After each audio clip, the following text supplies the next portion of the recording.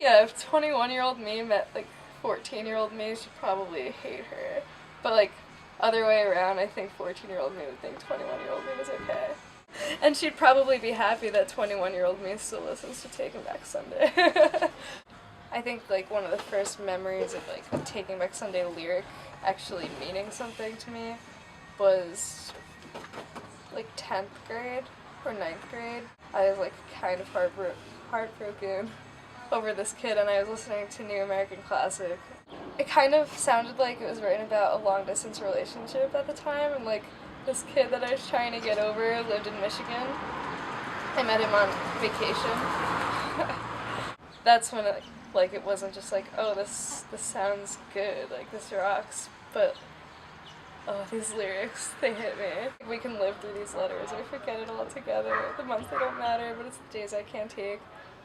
That like reminded me of like waiting to hear from him or not being sure if I would, and kind of wishing he would stop talking to me every so often so that I could just forget the entire situation.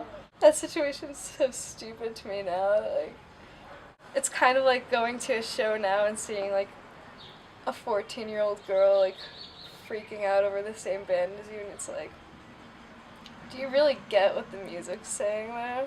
And it sounds so like old and jaded, but like, I don't know, I feel like the music has gained more meaning as time goes on, and every time I connect to it, it's like a little bit more than the last time. Every time I listen to Where You Wanna Be, it's just like, every song on that album is so good. I think my favorite might be The Union. Just like, the drums make me want to dance, like, it just puts me in some zone. Like, if I need to get somewhere really fast, I'll put that song on. I'll speed walk. All those songs like demand my full attention, and I think that's like why I love them so much. Like, I can't just put them on as background music. Like, I have to jam to it if I'm gonna put it on. Cute Without the You is definitely a song I revisit like every time I am heartbroken or just like want to hate on someone who like didn't like me as much as I liked them or something. I don't think you really like experienced heartbreak unless you've listened to that song while you're feeling that way. 180 by Summer is like, it hits me just as much, but like in the opposite way. The dude talking to the girl, like, I never, like, I don't know why you expected this to be better than it was. It's cool how like I can relate to him in Cute Without the E.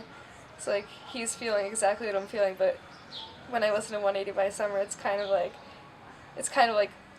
guys I've dealt with talking to me, like, you gotta get over it, like, I'm not that great. It was the first time I ever saw Taking Back Sunday, and it was like, I think it was either summer after my junior year or senior year of high school, so it was like pretty late in my like fandom. I was at Bamboozle and I was with my best friend who loved them just as much as me, and they recorded a live album that night of that show. I remember listening to live albums that my dad had when I was a kid from like Pink Floyd or like Led Zeppelin shows that he went to, and I'd be like, A, fuck you, you got to see all these amazing bands that I'll never see, and B, like, that's just, it's so cool to like hear the crowds cheering in a live album and knowing like you're screaming there, like you're a part of that, you experienced that exact moment, and like that, like out of that, the entire span of that band's career, like this is one of the few live moments that's recorded and you were there. I think it's crazy cool that like my first like seeing Taking Back Sunday experience was recorded in the same exact way. Like, I haven't listened to that in a while, but I'm sure I would listen to it now and like probably cry, cause like some of the things, like the banter between sets and stuff, like I remember it like it was yesterday just because I never had the chance to forget it since it was recorded. And like you remember how you feel being at that show, and you hear yourself literally. Regardless of like how good they are as musicians, which like I obviously love everything they do, but it's definitely like the nostalgia factor, and I don't like the fact that I was pretty much raised with them and like with the wave of other kids who love them as much as I do. If you find someone like our age now who still loves and listens to that, it's like, you know, it's like a type of person you're gonna get along with instantly. It's more than just a band, it's like a part of It sounds so lame. It's like a part of who I am at this point.